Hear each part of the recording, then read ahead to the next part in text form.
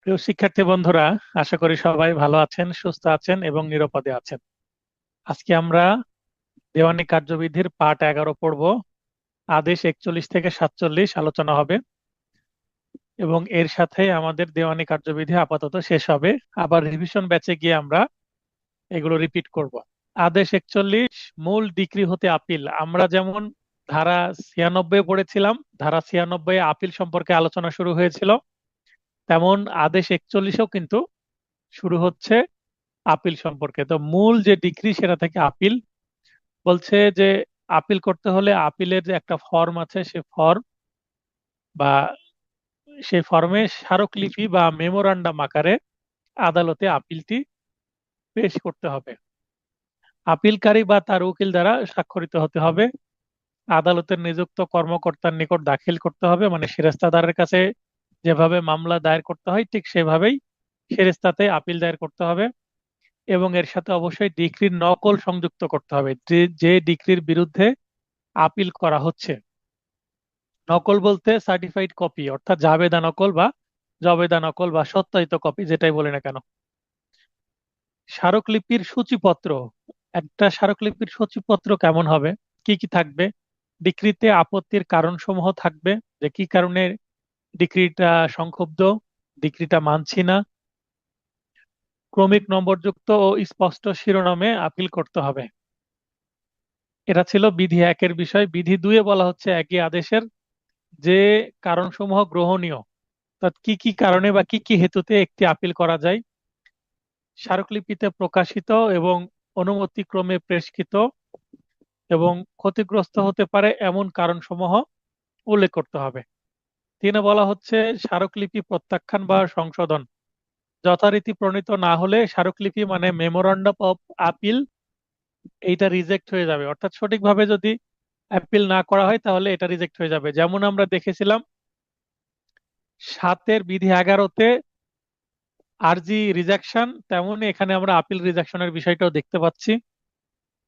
5-এ বলা হচ্ছে আপিল আদালত কর্তৃক স্থগিত। কোনো মামলা ডিক্রি হওয়ার পর যদি আপিল হয়, তো আপিল আদালতে গেলে আপিল আদালত ওই আপিলটি এবং ওই আপিল আদালত আদেশ দিয়ে নিম্ন আদালতের কার্যক্রম স্থগিত করে দিতে পারে। 9, আপিলের স্মারকলিপি নিবন্ধনকরণ। আপিল যে করা হবে সেটার যে স্মারকলিপি দেওয়ার সঙ্গে সঙ্গে নিবন্ধন হবে, অর্থাৎ মামলা করার সময় যেমন নতুন মামলা নম্বর হয়, আপিল ফাইলিং করার সময়ও নতুন ফাইলিং নম্বর পড়বে, অর্থাৎ আপিল নম্বর পড়বে, সেটাই নিবন্ধনকরণ বলা হচ্ছে, রেজিস্ট্রিকরণ বলা হচ্ছে। একটা রেজিস্টার থাকবে আপিলের, সেই রেজিস্টারের একটা রেজিস্টার মেনটেন করা হবে, আপিল নাম্বার, এটার আপিলকারী প্রতিপক্ষ বা রেসপন্ডেন্টের নাম এবং পরবর্তী ধার্য তারিখ সবকিছু। 12 ক, আপিলে মুলতবি। আমরা 17 আদেশে কিন্তু মূল মামলার মুলতবি সম্পর্কে বা অ্যাডজর্নমেন্ট সম্পর্কে জেনেছি, আপিলে মুলতবি সম্পর্কে এখানে জানবো। প্রত্যেক পক্ষ খরচা ছাড়া 3টি মুলতবি পাবে, 200 থেকে 1000 টাকা খরচা সহ। কয়টি তা উল্লেখ নেই। নির্ধারিত সময়ের মধ্যে অপর পক্ষকে খরচা দিতে আপিলকারী ব্যর্থ হলে আপিল খারিজ হয়ে যাবে এবং রেসপন্ডেন্ট মানে অপর পক্ষ যদি ব্যর্থ হয় তাহলে আপিল একতরফা শুনানি হবে। খরচা দিতে ব্যর্থতায় খারিজ হোক বা একতরফা নিষ্পত্তি হোক, পুনর্জীবিতকরণের জন্য 200 থেকে 1000 টাকা খরচা সহ 30 দিনের মধ্যে আবেদন করতে হবে। এক পক্ষ একবারেই পুনর্জীবিতকরণ করতে পারবে। কারণ লিপিবদ্ধ না করে শুনানি পর্যায়ে আদালত নিজ থেকে মুলতবি করবেন না।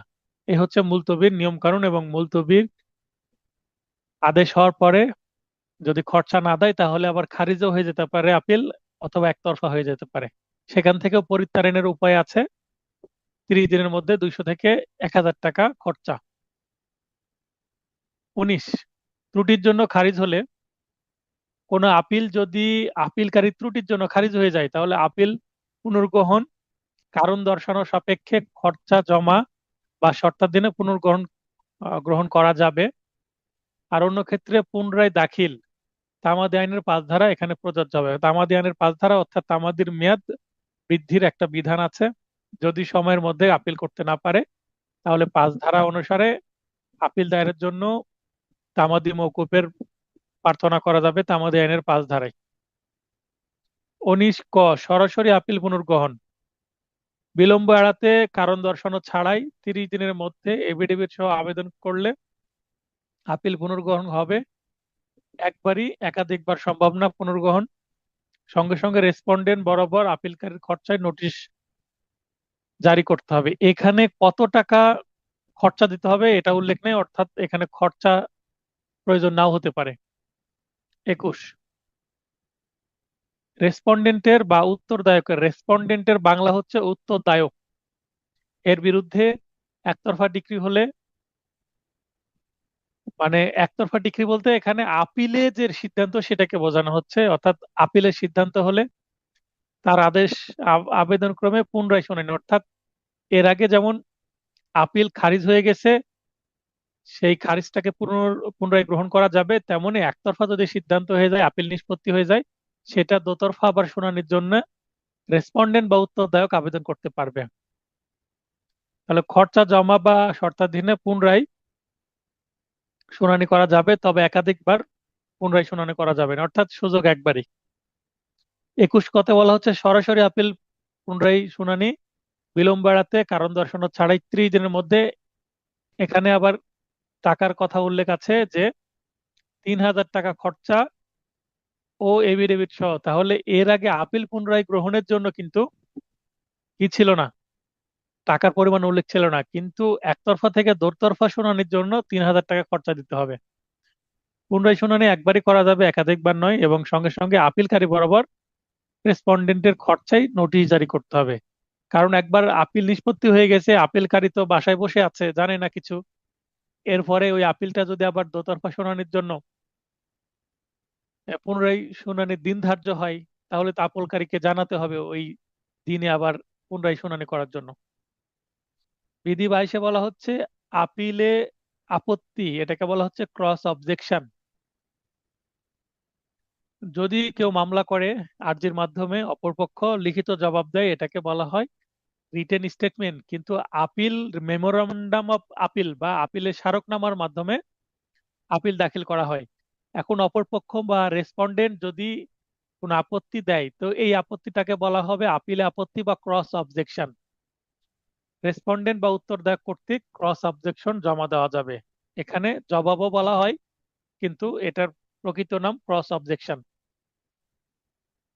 23, বিচারের জন্য আপিল আদালত কর্তৃক মোকদ্দমা পুনর্গ্রহণ। তাহলে আমরা এর আগে আপিল আদালতের ক্ষমতা দেখলাম, আপিল আদালতের ক্ষমতার মধ্যে কিন্তু রিমান্ড শব্দটা পেলাম। রিমান্ড অফ শুট, অর্থাৎ মামলা একবার নিষ্পত্তি হয়েছে আবার যেন নিষ্পত্তি করা হয়, তাই আপিল আদালত এই মামলাটি বিচারিক আদালতে অর্থাৎ নিম্ন আদালতে পাঠিয়ে দিবে। ডিক্রি রদ হয়ে যাবে, রদ করার পরে পুনরায় প্রেরণ করে দিবে, অর্থাৎ রিমান্ডে পাঠাবে। কোনো বিষয়ে বিচার করতে হবে নির্দেশনা সহ, অর্থাৎ হয়তোবা বিচার্য বিষয় নতুন করেই গঠন করে দিবে। মূল নম্বরের অধীনে মোকদ্দমাটি বিচারার্থে পুনর্গ্রহণ, অর্থাৎ এই মামলার যে মূল নম্বর ছিল এর আগে ওই একই নম্বরই থাকবে, নতুন করে নম্বরের দরকার নাই, যেহেতু পুরাতন মামলা, old case old shoot, old যে নম্বর এটাই থাকবে। লিপিবদ্ধ সাক্ষ্য পুনরায় গ্রহণ বা সাক্ষ্য হিসাবে গৃহীত হবে, অর্থাৎ এর আগে যে উভয় পক্ষ সাক্ষ্য দিয়েছিল বা এক পক্ষ সাক্ষ্য দিয়েছিল সেই সাক্ষ্যটা গ্রহণ করা হবে এবং ওটার ভিত্তিতেই মামলা অগ্রসর হবে, অথবা পুনরায় সাক্ষ্য গ্রহণও হতে পারে। 24, নথিতে পর্যাপ্ত সাক্ষ্য থাকলে আপিল আদালত অবশ্যই, অবশ্যই বলতে এখানে শ্যাল আছে তাই অবশ্যই হবে, চূড়ান্তভাবে মোকদ্দমা নিষ্পত্তি করতে পারবে, অর্থাৎ রিমান্ডের প্রয়োজন হবে না। যদি যথেষ্ট সাক্ষ্য নথিতে থাকে তাহলে রিমান্ডের দরকার হবে না, আপিল আদালতই এটা শুনানির মাধ্যমে নিষ্পত্তি করে দিবে। 25, আপিল আদালত কর্তৃক বিচার্য বিষয় প্রণয়নপূর্বক ডিক্রিদানকারী আদালতে প্রেরণ, অর্থাৎ ইস্যু গঠনের পর পাঠানো। কোনো মানে অত্যাবশ্যক হলে প্রয়োজনে অতিরিক্ত সাক্ষ্য গ্রহণেরও নির্দেশ দিতে পারেন। কেননা যদি নতুন করে বিচার্য বিষয় গঠন করা হয় তাহলে নতুন করে সাক্ষ্য দেওয়ার প্রয়োজনীয়তা দেখা দিবে। 27, আপিল আদালতে অতিরিক্ত সাক্ষ্য গ্রহণ শুধুমাত্র অনুমতি সাপেক্ষে। আমরা এর আগে দেখলাম যে আপিল আদালতের যে ক্ষমতা এর মধ্যে কিন্তু অতিরিক্ত সাক্ষ্য গ্রহণের বিষয় আছে, তাহলে আপিল আদালত চাইলে আপিল আদালত নিজেই অতিরিক্ত সাক্ষ্য গ্রহণ করতে পারে, যেটা বিচারিক আদালতে সাক্ষ্য আছে এর সাথে নতুন করে অ্যাড হবে। 30, বিধি 30-এ বলা হচ্ছে আপিল আদালত কর্তৃক রায় ঘোষণা। তাহলে আপিল আদালত রায় বা আদেশ দিবেন কিভাবে? উভয় পক্ষকে শুনানির সুযোগ প্রদান করার পর, শুনানি অন্তে অর্থাৎ শুনানির পর তৎক্ষণাৎ বা পরবর্তী তারিখে প্রকাশ্য আদালতে রায় ঘোষণা করবেন। উভয় পক্ষের কৌশলে উপস্থিত না হলে তৎক্ষণাৎ বা পরবর্তী তারিখে প্রকাশ্য আদালতে রায় ঘোষণা করা যাবে। অর্থাৎ উভয় পক্ষের কৌশলী বলতে আইনজীবী থাকুক আর না থাকুক, রায় প্রচারে বা প্রকাশে কোনো বাধা নেই। 41 আদেশ শেষ হয়ে গেল, বেশ কয়েকটা বিধি দেখলাম। আদেশ 42, আপিলের ডিক্রি হতে আপিল। বিধি একটাই পড়বো, আপিলের ডিক্রি হতে আপিল পদ্ধতি। বলছে আপিয়ে আদেশ 41-এর বিধিসমূহ যতদূর সম্ভব প্রযোজ্য হবে। একটু আগে যে আমরা আদেশ 41 দেখলাম, সেখানে যতগুলো বিধি আছে এগুলোই কি হয়ে যাবে? প্রযোজ্য হয়ে যাবে। আদেশ 43, আদেশ হতে আপিল। এর আগে আপনারা দেখলাম ডিক্রি হতে আপিল কিভাবে করতে হবে এবং নিয়ম কানুন কি। এবার আমরা আদেশ, আমরা জানি আদেশ হচ্ছে অন্তর্বর্তীকালীন কোনো আদেশ বা কোনো সিদ্ধান্ত, আর ডিক্রি হচ্ছে ফাইনাল। যেমন আমরা স্কুল কলেজে প্রথমে একটা টেস্ট হয়, প্রি টেস্ট হয় বা মিড টার্ম এক্সামিনেশন হয়, এগুলো আমরা আদেশের সাথে তুলনা করতে পারবো। অর্থাৎ মামলা চলাকালীন একটা সিদ্ধান্ত, একটা আদালতের আনুষ্ঠানিক ঘোষণা। আর শেষে যখন মামলা শেষ হয়ে যাবে, শেষে ডিক্রি আসে। তো এই যে বিভিন্ন ধরনের যে আদেশ দেওয়া হয়, এই আদেশের বিরুদ্ধে কিভাবে আপিল হবে, মানে কোনগুলো আপিল যোগ্য আদেশ, সেগুলো আমরা দেখে নেব। আদেশ সমূহ হতে আপিল 104 ধারা অনুযায়ী, 104 ধারাতে কিন্তু আমরা আবার একই জিনিস দেখেছিলাম। এখানে কিন্তু 25 প্রকার আদেশের বিরুদ্ধে আপিল করা যাবে। তো আমার আগের নোটে আমি বলে দিয়েছিলাম যে এই অংশটুকু বই থেকে দেখে নেবেন। তবে এই নোটে আমি সংক্ষিপ্ত ভাবে এই যে অন্তত শিরোনামগুলো দিয়ে দিয়েছি যে কোনগুলো 25টি আদেশ যেগুলো থেকে আপিল করা যাবে। এখানে 1 নম্বর আদেশ 7, বিধি 10 মতে আর্জি যখন ফেরত দেওয়া হবে, এই আর্জি ফেরতের যে আদেশ, এর বিরুদ্ধে আপিল করা যাবে। আদেশ 8, বিধি 10 মতে কোনো পক্ষের বিরুদ্ধে রায় সহ আদেশ দিলে। আদেশ 9, বিধি 9 মতে খারিজ আদেশ রদের দরখাস্ত নামঞ্জুর যদি করে আদালত, এর বিরুদ্ধে আপিল করা যাবে। আদেশ 9, বিধি 13 মতে একতরফা ডিক্রি রদের দরখাস্ত করলাম এবং সেটা নামঞ্জুর হয়ে গেলে এই নামঞ্জুর আদেশের বিরুদ্ধে আপিল করা যাবে উচ্চ আদালতে।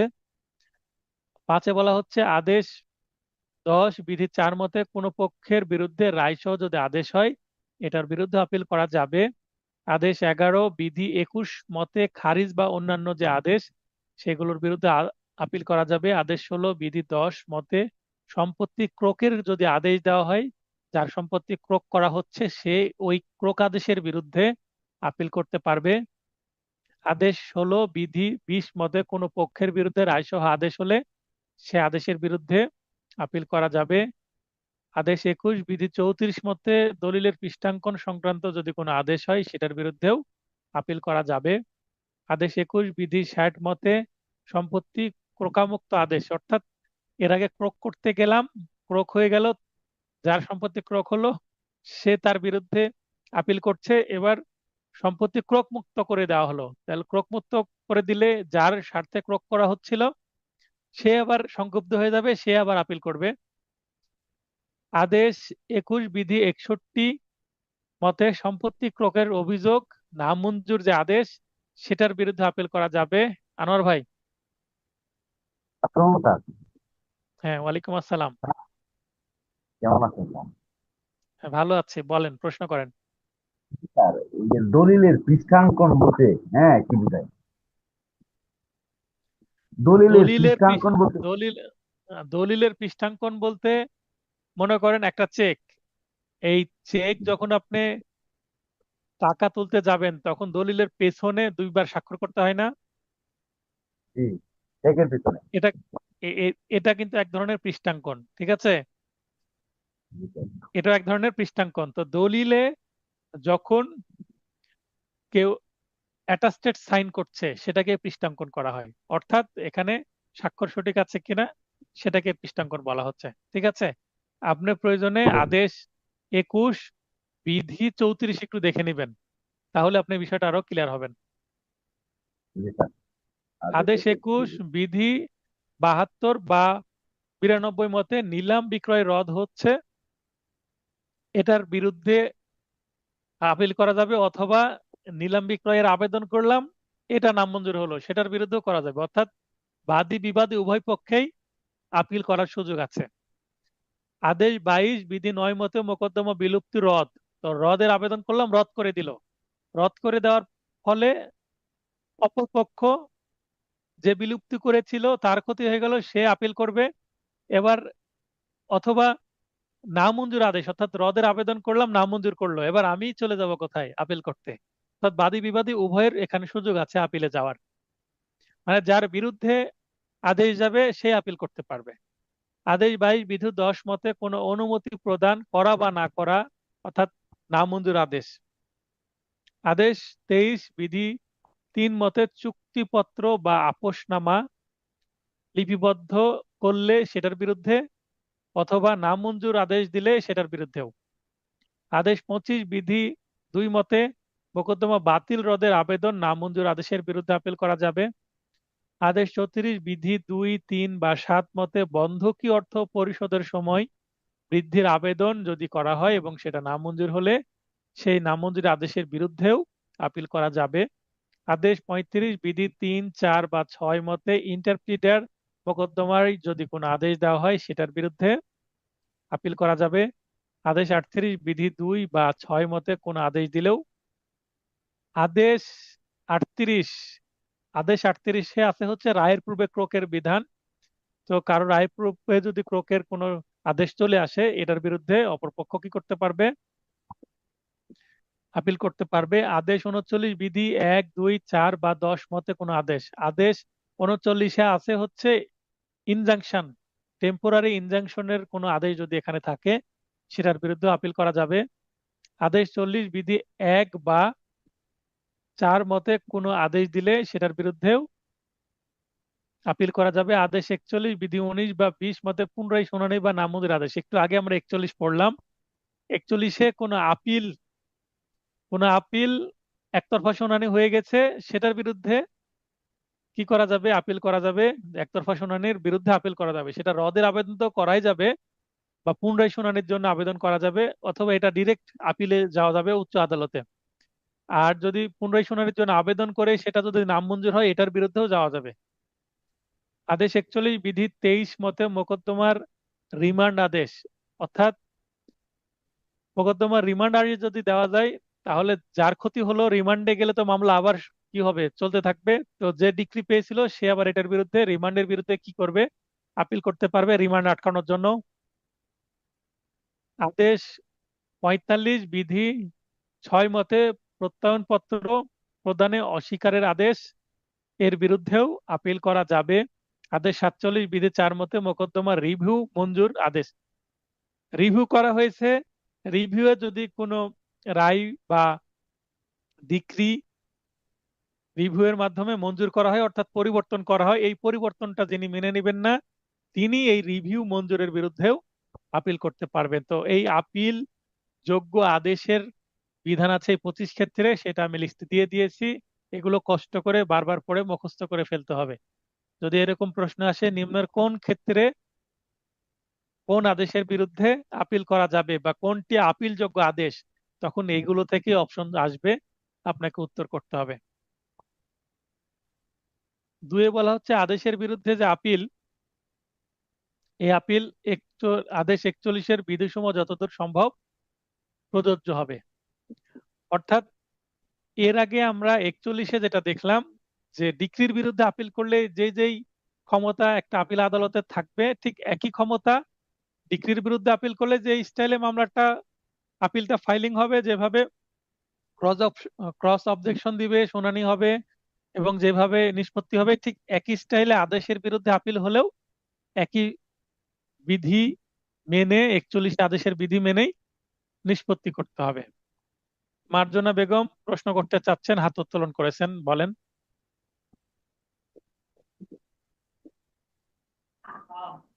স্যার আসসালামু আলাইকুম। হ্যাঁ, ওয়ালাইকুম আসসালাম, স্যার বলেন। বলতেছি যে 18 নম্বর আদেশ, যেটা আদেশ 35 বিধি 3 4 বা 6 মতো ইন্টারপ্লেটের মোকদ্দমা, কোন আদেশ এটা? এটা বুঝি নাই, আপনার,18 নাম্বারটা। হ্যাঁ, 18 নাম্বার বলা হচ্ছে যে ইন্টারপ্লিটার শুট সম্পর্কে বলা আছে ধারা 88-এ। 88-এ ইন্টারপ্লিটার শুট সম্পর্কে বলা হয়েছে। আবার আদেশ 35-এর মধ্যে বলা আছে ইন্টারপ্লিটার শুট মোকদ্দমায় যে কোনো আদেশ দিলে সেটার বিরুদ্ধে আপিল করা যাবে। এটা হচ্ছে আইন। জি স্যার। ঠিক আছে। এখন ইন্টারপ্লিটার শুট কি সেটা আপনি কি জানেন? ইন্টারপ্লেটার এটাই বুঝি নাই তো। আচ্ছা, ইন্টারপ্রিটার শুট যখন আমি দ্বিতীয় ক্লাসে 88 ধারা পড়াচ্ছিলাম তখন একটু বলেছি, সেখানে আছে দেখেন ধারা 88-এ আছে। এবং গত দিনকের ক্লাসেও আমি কিছুটা ধারণা দিয়েছি। ইন্টারপ্রিটার শুট সম্পর্কে আমাদের বিস্তারিত দরকার নাই, আমি অল্প করেই পড়িয়েছি।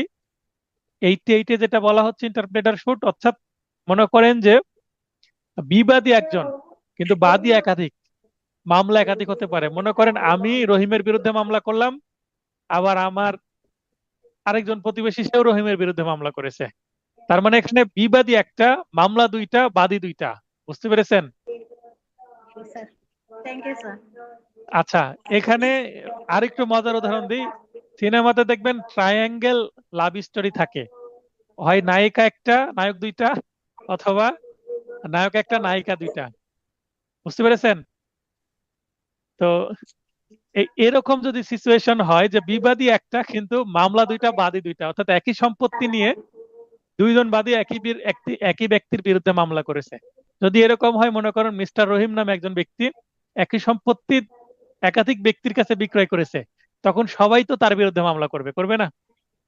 আচ্ছা আচ্ছা, তো থ্যাংক ইউ এটাকেই স্যার। এটাকেই এটা এক প্রকার ইন্টারপ্রিটার শুট। তো এর এতটুকুই শেষ না, তবে আমাদের এতটুকু আপাতত জানলেই হবে। এবং রিটেনেও আমাদের ইন্টারপ্রিটার শুট সম্পর্কে ডিটেল লাগে না। ঠিক আছে। আচ্ছা, এরপরে আমরা পড়বো আদেশ 44-44, নিঃস্ব ব্যক্তির আপিল। এর আগে আমরা নিঃস্ব ব্যক্তিকে মামলা করার সুযোগ দিয়েছি, এবার আপিল করারও সুযোগ দিতে হবে, মানে অ্যাপিল অফ পাউপার পার্সন।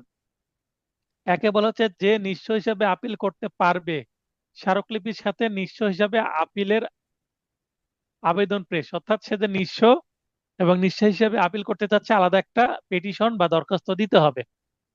দুই বলা হচ্ছে কিরে ভাই, নিঃসঙ্গতা সম্পর্কে তদন্ত। চালু করে চালু করে। আপিল আপিল আদালত যদি মনে করে যে এ ব্যক্তি আসলে নিঃস্ব কিনা, তখন আপিল আদালত নিজে অথবা অপর পক্ষের অনুরোধ ক্রমে ডিক্রি দানকারী আদালত তদন্ত করতে পারবে। ঠিক আছে। তাহলে যে আদালত ডিক্রি দিয়েছে, যেটার বিরুদ্ধে নিঃস্ব ব্যক্তি আপিল করতে চাচ্ছে, ওই ডিক্রি দানকারী আদালতকেই বলবে যে আপনি একটু তদন্ত করে দেখেন তো এই ব্যক্তি আসলে নিঃস্ব কিনা। আদেশ 45, আপিল বিভাগে আপিল। আপিল বিভাগ বলতে appellate division of the supreme court. Supreme কোর্টের দুইটা বিভাগ, অ্যাপিলেট ডিভিশন এবং হাইকোর্ট ডিভিশন। তো এই হচ্ছে অ্যাপিলেট ডিভিশনে যদি আপিল করতে হয়, সেটা কিভাবে? ডিক্রি, এই ডিক্রির সংজ্ঞাটা কি? চূড়ান্ত কোনো আদেশকে ডিক্রি বলা হবে। ডিক্রির সংজ্ঞাটা আমরা বিস্তারিত কিন্তু ধারা 2 এর মধ্যে, 2-এর 2-এ মেবি আমরা দেখেছি, ধারা 2 উপধারা 2-এ। তো এখানে সংক্ষিপ্ত ভাবে আছে, এটার মূল বক্তব্য হচ্ছে চূড়ান্ত আদেশকে ডিক্রি বলা হবে, আদালতের আনুষ্ঠানিক চূড়ান্ত আদেশকে ডিক্রি বলা হবে। 2 হচ্ছে আপিল বিভাগে আপিল। ডিক্রি দানকারী আদালতেই দরখাস্ত দাখিল করতে হবে, ডিক্রি দানকারী আদালতে দরখাস্ত করে বলতে হবে যে আমি এটা আপিল বিভাগে আপিল করতে চাই। 3, মূল্য বা যোগ্যতা সম্পর্কে প্রত্যয়নপত্র বা সার্টিফিকেট, টাকার অঙ্ক 20,000, মূল্য, প্রকৃতি, শর্ত পূরণ করে অন্য কারণে আপিল বিভাগে আপিলযোগ্য মর্মে প্রত্যয়নপত্রের জন্য দরখাস্ত করতে হবে। দরখাস্ত মঞ্জুর হলে আপিল বিভাগে আপিল করা যাবে। 15, আপিল বিভাগের আদেশাবলী কার্যকর করার পদ্ধতি। আপিল বিভাগ যদি কোনো আদেশ দেয়, সেটা কিভাবে কার্যকর হবে?